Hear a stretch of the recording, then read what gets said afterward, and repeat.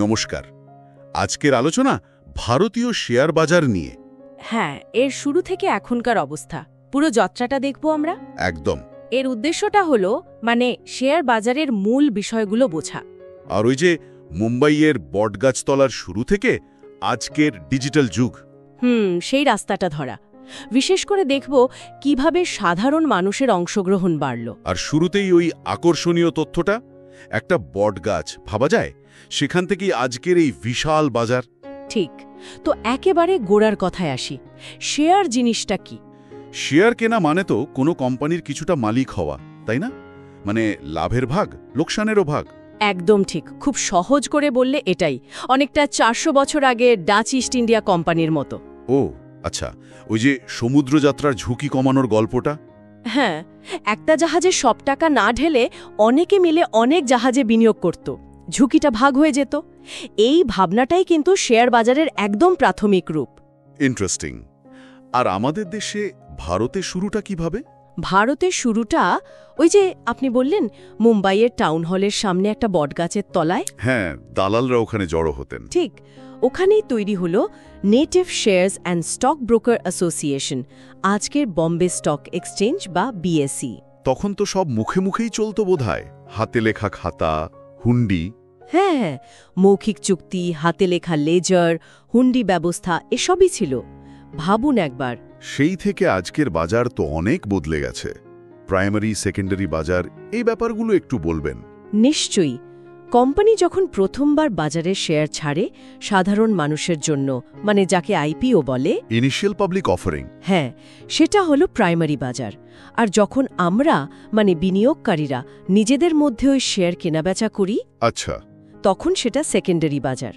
এখানে দামটা ওঠানামা করে চাহিদা আর যোগানের ওপর ভিত্তি করে। ভারতে তো মূলত দুটো বড় স্টক এক্সচেঞ্জ, তাই না? বিএসই আর এনএসই। কোম্পানি লিস্টেড, আর এনএসই 90-এর দশকে তৈরি, ওখানে প্রায় 1700 কোম্পানি। আর বাজারের হালচাল বোঝার জন্য সেন্সেক্স আর নিফটি। ঠিক, সেন্সেক্স হলো বিএসইর সেরা 30টা কোম্পানির সূচক, আর নিফটি এনএসইর সেরা 50টা কোম্পানি। এগুলো দেখে বাজারের একটা সার্বিক ধারণা পাওয়া যায়। কিন্তু এত বড় একটা বাজার, এত লেনদেন, এটা নিয়ন্ত্রণ করে কে? কোনো সংস্থা আছে? অবশ্যই আছে, এবং থাকাটা খুব জরুরি। SEBI, securities and exchange board of India. SEBI, হ্যাঁ, নামটা শুনেছি। ওদের কাজই হলো পুরো বাজারের উপর নজর রাখা, নিয়মকানুন তৈরি করা, বিনিয়োগকারীদের স্বার্থ রক্ষা করা, কোনো রকম জালিয়াতি বা অনিয়ম যাতে না হয়। ওই হর্ষদ মেহতা বা সত্যম কেলেঙ্কারির মতো ঘটনাগুলো তো বিরাট প্রভাব ফেলেছিল। ঠিক, ওই সব ঘটনার পরেই সেবিকে আরও শক্তিশালী করা হয়। বিশ্বাসটা তো আসল। স্বাধীনতার পর নাকি বাজার খুব একটা বাড়তে পারেনি? কি সব আইন ছিল? হ্যাঁ, তখন তো সমাজতান্ত্রিক অর্থনীতির প্রভাব ছিল। ক্যাপিটাল ইস্যুস কন্ট্রোল অ্যাক্ট, ফেরার মতো কিছু আইন ছিল যা বাজারকে অনেকটা বেঁধে রেখেছিল। আর সাধারণ মানুষ এটাকে একটু অন্য চোখে দেখত, জুয়ার মতো। সেরকম একটা ধারণা ছিল অনেকের, এটা শুধু বড় লোকদের সাট্টা বাজার বা জুয়ার আড্ডা। কিন্তু ছবিটা পাল্টে গেল 1991-এর পর, উদারীকরণের সময়। আমূল পরিবর্তন, অর্থনৈতিক উদারীকরণ, লাইসেন্স রাজের অবসান, এসবের পর বাজার যেন ছাড়া পেল, দ্রুত বাড়তে শুরু করল। তখনই তো এনএসই এলো, তাই না? 1992 সালে। হ্যাঁ, এনএসই প্রতিষ্ঠা আর তার সাথে স্ক্রিন বেসড ট্রেডিংয়ের শুরু। এটা একটা বিপ্লব। দালালদের চিৎকার চেঁচামেচি কমে গেল। আর তারপর ডিম্যাট অ্যাকাউন্ট, কাগজের শেয়ারের দিন শেষ। একদম। ডিম্যাট ডিমেটেরিয়ালাইজড। শেয়ারগুলো সব ইলেকট্রনিক ফর্মে চলে এলো। লেনদেন অনেক সহজ, দ্রুত আর সুরক্ষিত হলো। বিদেশি বিনিয়োগও অনেক বাড়ল এই সময়। সত্যি, বটতলা থেকে আজকের অ্যাপ নির্ভর ট্রেডিং, বিশাল লাভ, ভাবা যায় না। আর কোভিডের সময় আর তারপরে যা হলো, সেটা তো আরও নাটকীয়, অভাবনীয়। 2020 মার্চে বাজার যখন পড়ল, সবাই ভয়ে পেয়ে গিয়েছিল, কিন্তু তারপর যেভাবে ঘুরে দাঁড়ালো। সেটাই তো, ডিম্যাট অ্যাকাউন্টের সংখ্যা নাকি হু হু করে বেড়ে গেল। ঠিক তাই। আগের 8 বছরে যেখানে 1.5 কোটি মতো নতুন অ্যাকাউন্ট খুলেছিল, কোভিডের পর মাত্র 2 বছরে সেটা দ্বিগুণেরও বেশি বেড়ে 11 কোটি ছাড়িয়ে গেল। অবিশ্বাস্য। এর কারণ কি? লকডাউন? অনেকগুলো কারণ একসাথে কাজ করেছে। লকডাউনে মানুষের হাতে হয়তো কিছুটা বাড়তি সময় আর টাকা ছিল, অনেকে ওয়ার্ক ফ্রম হোম করছিল।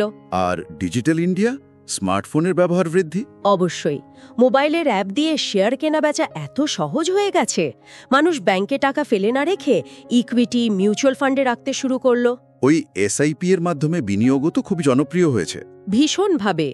সিস্টেম্যাটিক ইনভেস্টমেন্ট প্ল্যান বা এসআইপি, প্রতি মাসে অল্প অল্প করে বিনিয়োগ, এতে ঝুঁকি কমে আর লম্বা সময়ে ভালো রিটার্ন পাওয়ার সম্ভাবনা থাকে। মিউচুয়াল ফান্ডের মোট অ্যাসেট মানে AUM প্রায় 3 গুণ বেড়ে গেছে। আইপিও বাজারেও দারুণ সাড়া দেখা গেছে। আরেকটা জিনিস খুব চোখে পড়ার মতো, নতুন অল্প বয়সী বিনিয়োগকারী বাড়ছে, তাই না? হ্যাঁ, এটা খুব গুরুত্বপূর্ণ একটা দিক। 2000 সালে 30 বছরের কম বয়সী বিনিয়োগকারী ছিল প্রায় 23%। এখন মানে 2024-এর শুরুতে সেটা বেড়ে প্রায় 40% হয়েছে। বাহ, তার মানে নতুন প্রজন্ম বাজার নিয়ে আগ্রহী হচ্ছে। এটা তো ভালো দিক। অবশ্যই, বাজারের গভীরতা বাড়ছে, তবে একটা চিন্তার বিষয়ও আছে। কিরকম? অনেকেই হয়তো যথেষ্ট রিসার্চ না করে শুধু লাভের আশায় দ্রুত ট্রেডিং করতে নেমে পড়ছে। এখানে বিনিয়োগ আর ট্রেডিংয়ের তফাৎটা বোঝা খুব দরকার। হ্যাঁ, মানে লম্বা সময়ের জন্য টাকা রাখাটা হলো বিনিয়োগ। একদম। আর রোজ বা খুব ঘন ঘন কেনাবেচা করে লাভ তোলার চেষ্টাটা হলো ট্রেডিং। ট্রেডিং তো বেশ ঝুঁকিপূর্ণ হতে পারে, তাই না? প্রায় ফুল টাইম কাজের মতো। ঠিক তাই। এর জন্য অনেক বেশি সময়, জ্ঞান আর মানসিক প্রস্তুতির দরকার। না জেনে করলে সেটা জুয়া খেলার থেকে কম কিছু নয়। তাহলে যারা নতুন বা অতটা সময় দিতে পারবে না, তাদের জন্য কি উপায়? তাদের জন্য সরাসরি শেয়ারে না ঢুকে মিউচুয়াল ফান্ডের মতো রাস্তা ভালো, যেখানে একজন ফান্ড ম্যানেজার থাকেন যিনি আপনার হয়ে সিদ্ধান্ত নেন। আচ্ছা, আর শেয়ার কিনতে গেলে তো ব্রোকার লাগে। হ্যাঁ, খুচরা বিনিয়োগকারীদের জন্য ব্রোকার বা ওই অ্যাপ প্ল্যাটফর্মগুলো দরকার হয়। এখন অনেক ডিসকাউন্ট ব্রোকার এসেছে, তাদের চার্জও দেখতে হবে। সব মিলিয়ে তাহলে এই বটতলা থেকে স্মার্টফোন ভারতীয় শেয়ার বাজারের এই পুরো বিবর্তনটা কিন্তু দারুণ ইন্টারেস্টিং। নিঃসন্দেহে, বিশেষ করে এই কোভিড পরবর্তী সময়ে সাধারণ মানুষের অংশগ্রহণ বাজারটাকে একটা অন্য মাত্রা দিয়েছে। যে বাজারটা একসময় খুব সীমিত কিছু লোকের নাগালে ছিল, সেটা এখন অনেক বেশি মানুষের কাছে পৌঁছে গেছে। তবে কিছু বিশ্লেষক বলছেন বাজার এখন একটা ইন্টার্ম বা একটা মধ্যবর্তী অবস্থার মধ্যে দিয়ে যাচ্ছে, মানে স্থিতিশীল হওয়ার আগের কিছুটা বিশৃঙ্খল সময়। আচ্ছা, মানে এই যে এত দ্রুত বদল, এত নতুন বিনিয়োগকারী, বাজারের এত বিস্তার। হ্যাঁ, এরপর বাজার কোন দিকে যাবে, কিভাবে একটা নতুন ভারসাম্য বা স্থিতিশীলতা আসবে, সেটাই এখন বড় প্রশ্ন। এটা সত্যিই ভাবার বিষয়। এই নতুন ভারসাম্যটা কবে আসবে আর কেমন হবে তার চেহারা? সেটাই ভবিষ্যতের দিকে তাকিয়ে থাকার মতো একটা প্রশ্ন।